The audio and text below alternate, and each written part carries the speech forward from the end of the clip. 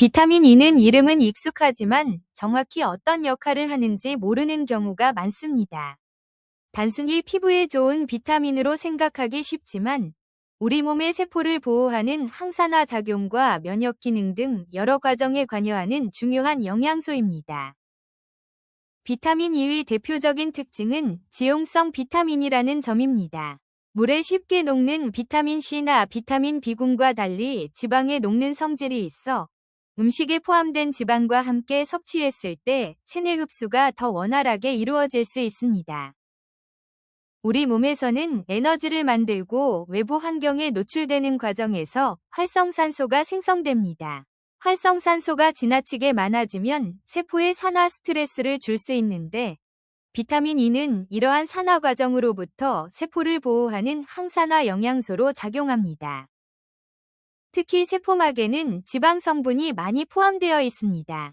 비타민 E는 지용성이라는 특성 덕분에 세포막의 지방 성분이 산화되는 것을 막는 데 도움을 주며 정상적인 세포 기능을 유지하는 과정에 중요한 역할을 담당합니다. 비타민 E는 하나의 단일 성분만을 의미하는 것은 아닙니다. 토코페롤과 토코트리에놀 계열의 여러 형태가 존재하며 그중 알파 토코페롤은 인체에서 유지되고 활용되는 대표적인 형태로 알려져 있습니다. 비타민 E가 자주 언급되는 분야 중 하나는 피부 건강입니다. 항산화 작용을 통해 피부 세포를 산화 스트레스로부터 보호하는 데 관여하지만 비타민 E를 많이 먹는다고 피부 문제가 바로 해결되는 것은 아니라는 점도 알아둘 필요가 있습니다. 면역 기능에도 비타민 E가 관여합니다. 면역세포가 정상적으로 기능하는 과정에 필요한 영양소 가운데 하나이며 특히 영양 섭취가 불균형한 사람이라면 비타민 E를 포함한 전체적인 식생활을 함께 점검하는 것이 중요합니다. 비타민 E는 혈액과 관련해서도 주의할 점이 있습니다. 정상적인 생리 기능에 관여하지만 고용량 보충제를 과도하게 섭취하면 출혈 위험에 영향을 줄 수 있어 음식으로 먹는 양과 보충제 복용은 구분해서 생각해야 합니다. 성인의 비타민 E 권장 섭취량은 국가와 기준에 따라 표현 방식이 조금씩 다를 수 있습니다. 중요한 것은 무조건 많은 양을 섭취하는 것이 아니라 평소 식사를 통해 적절한 수준을 꾸준하게 확보하는 것입니다. 비타민 E를 자연스럽게 섭취하기 좋은 식품으로는 견과류와 씨앗류가 있습니다. 아몬드와 해바라기씨 같은 식품에는 비타민 E가 들어있으며 간식이나 식사에 적당량을 추가하면 다른 영양소까지 함께 섭취할 수 있습니다. 식물성 기름 역시 주요 공급원입니다. 해바라기유와 홍화유, 밀배아유 등 다양한 식물성 기름에 비타민 E가 들어있습니다. 다만 기름은 열량이 높은 식품이기 때문에 비타민 E를 위해 지나치게 많이 먹을 필요는 없습니다. 아보카도와 일부 녹색 채소에서도 비타민 E를 섭취할 수 있습니다. 특정 식품 하나에 의존하기보다는 견과류와 채소, 식물성 기름 등을 다양한 식단 안에서 조합하는 방법이 훨씬 현실적입니다. 비타민 E는 지용성이기 때문에 지방이 거의 없는 식사보다는 적당한 지방이 포함된 식사와 함께 섭취하는 것이 좋습니다. 예를 들어 채소 샐러드에 견과류나 적당량의 식물성 기름을 곁들이는 방식이 활용될 수 있습니다.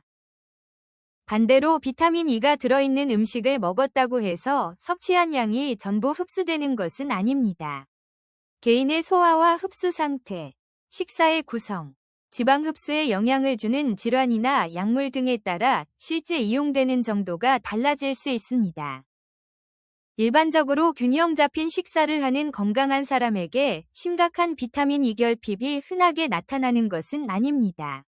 하지만 지방을 제대로 흡수하지 못하는 특정 질환이 있거나 특별한 의학적 상황에서는 결핍 위험이 높아질 수 있습니다. 비타민 E가 장기간 부족하면 신경과 근육 기능 등의 문제가 나타날 가능성이 있습니다. 다만 피곤하거나 피부가 건조하다는 이유만으로 비타민 E 부족이라고 단정하기는 어렵고 증상만으로 영양 결핍을 판단해서는 안 됩니다.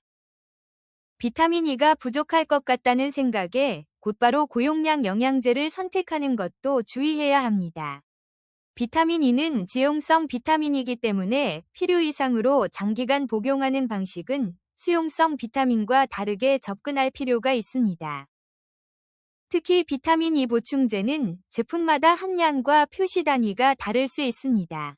같은 비타민 E 제품처럼 보여도 실제 함량이나 형태가 다를 수 있으므로 제품 전면에 큰 숫자만 보지 말고 영양정보와 섭취량을 확인하는 습관이 중요합니다. 고용량 비타민 E 보충제를 장기간 복용하면 모든 사람에게 더 큰 건강 효과가 생기는 것은 아닙니다. 오히려 과도한 섭취가 부작용이나 약물 상호작용의 가능성을 높일 수 있어 필요 이상의 복용은 피하는 것이 좋습니다. 특히 항응고제나 항열소판제처럼 혈액 응고에 영향을 주는 약을 복용하고 있다면 더욱 조심해야 합니다. 비타민 E 보충제를 새로 복용하기 전에 담당 의료진이나 약사에게 현재 복용 중인 약과 함께 확인하는 것이 안전합니다. 수술을 앞두고 있는 사람도 고용량 비타민 E 보충제를 임의로 복용하지 않는 것이 좋습니다. 출혈과 관련된 문제가 생길 가능성을 고려해야 하므로 수술이나 시술 예정이 있다면 복용 중인 건강기능식품까지 의료진에게 알려야 합니다. 임신이나 수유 중인 경우에도 건강에 좋다는 이유만으로 고함량 제품을 추가하는 것은 권장하기 어렵습니다. 이미 복용 중인 종합 비타민이나 영양제가 있다면 비타민 E가 중복되어 들어있는지도 함께 확인하는 것이 좋습니다. 비타민 E와 비타민 C는 모두 항산화 영양소로 자주 소개되지만 성질에는 차이가 있습니다. 비타민 C는 수용성이고 비타민 E는 지용성이기 때문에 체내에서 존재하는 환경과 작용 방식에도 차이가 있다는 점을 알아두면 좋습니다. 비타민 E를 피부에 직접 바르는 제품도 많이 판매되고 있습니다. 하지만 먹는 비타민 E와 바르는 화장품은 목적과 사용 방식이 다르며 특정 피부 질환을 치료하는 의약품처럼 생각해서 사용하는 것은 적절하지 않습니다. 화장품에 포함된 비타민 E 성분은 제품의 전체 배합과 개인 피부 상태에 따라 사용감이 달라질 수 있습니다. 민감한 피부라면 새로운 제품을 넓은 부위에 사용하기 전에 소량으로 피부 반응을 확인하는 것이 도움이 됩니다. 비타민 E를 챙기는 가장 기본적인 방법은 영양제부터 찾는 것이 아니라 식단을 확인하는 것입니다. 평소 견과류와 씨앗류, 채소, 적당한 식물성 지방을 다양하게 먹고 있다면 자연스럽게 비타민 E를 섭취할 수 있습니다. 예를 들어 아침이나 간식으로 아몬드를 적당량 먹고 식사에는 녹색 채소와 식물성 기름을 활용하는 식입니다. 이렇게 하면 비타민 E뿐 아니라 불포화지방과 식이섬유 등 여러 영양소를 함께 얻을 수 있습니다. 영양제를 선택해야 하는 상황이라면 함량이 높을수록 좋은 제품이라는 생각부터 버리는 것이 중요합니다. 현재 식습관과 복용 중인 다른 영양제, 약물, 건강 상태를 함께 고려해 자신에게 필요한 수준인지 먼저 확인해야 합니다. 비타민 E의 핵심은 많이 먹는 것이 아니라 적절하게 섭취하는 것입니다. 항산화 작용과 세포 보호, 면역 기능에 관여하는 중요한 영양소이지만 특정 질병을 예방하거나 치료하는 만능 성분으로 과장해서 받아들일 필요는 없습니다. 결국 비타민 E는 특별한 한 가지 음식이나 고함량 영양제보다 균형 잡힌 식생활 속에서 꾸준히 섭취하는 것이 기본입니다.